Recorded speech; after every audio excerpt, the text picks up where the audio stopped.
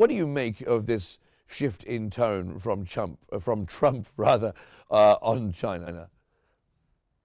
Good afternoon. Yes, I mean the Trump is known as a known commodity by now. His position on China is known. The Chinese know what to expect, and there's nothing new. He thinks that China, for example, as to international organizations, should be paying more money. That the U.S. is paying more than its fair share, for example. That's the example with the World Health Organization. The U.S. paying $500 million, while China, with 1.4 billion people, paying $35 million. So the idea that his idea still is that Americans are being ripped off, and that to quote him, he says that stupid people in the past have negotiated deals with other countries where other countries have taken advantage of the U.S. So his position as to China is the same, using tariffs on China to encourage manufacturing in the U.S. Mr. Muharrem, what do you think of Trump's softened rhetoric on China? Repeating that he will be very quick, make America great again, and that's true. He is smart as a businessman and also as a political man. For second period power in the White House, I think for the first time, he had some kind of good deal with the Chinese president, no matter how the war in trade between the both countries. But I think he was always keeping an eye to keep China from one point and Russia both in a good deal, America, because the future is not going to be Middle East or Europe. The future of any influence to America, economy, politically, will be from the East, from Russia and China. And both of them has influence in different agendas to the Middle East, to Africa and Europe as well.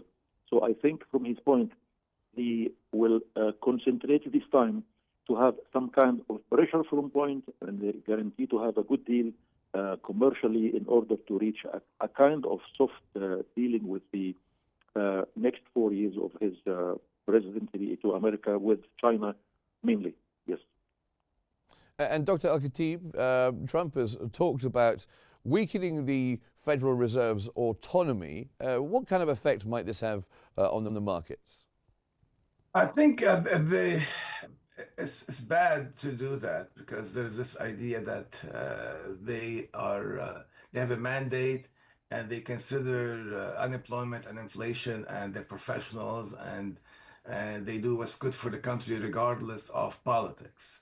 The idea of injecting politics into it is seen as not good because you have different presidents, and then there's this idea of political consideration, not economic considerations, because if there is an issue with inflation, they'll keep the interest rate high to tame inflation. And when they see a sign that inflation has been tamed, then they'll reduce the interest rate. But with Trump, what he wants to do is he wants to reduce interest rate, even though the Fed is not convinced that that inflation is under control. But on the other hand, I mean, as a politician, he wants to deliver on promises. He wants to grow the economy, and interest rate is too high actually now. It's very high to buy a house, to buy anything.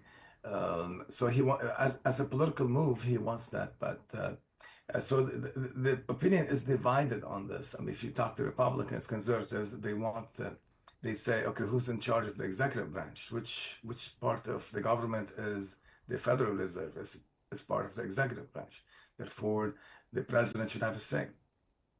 While others say that the Fed's independence is good for the country, is good for the economy.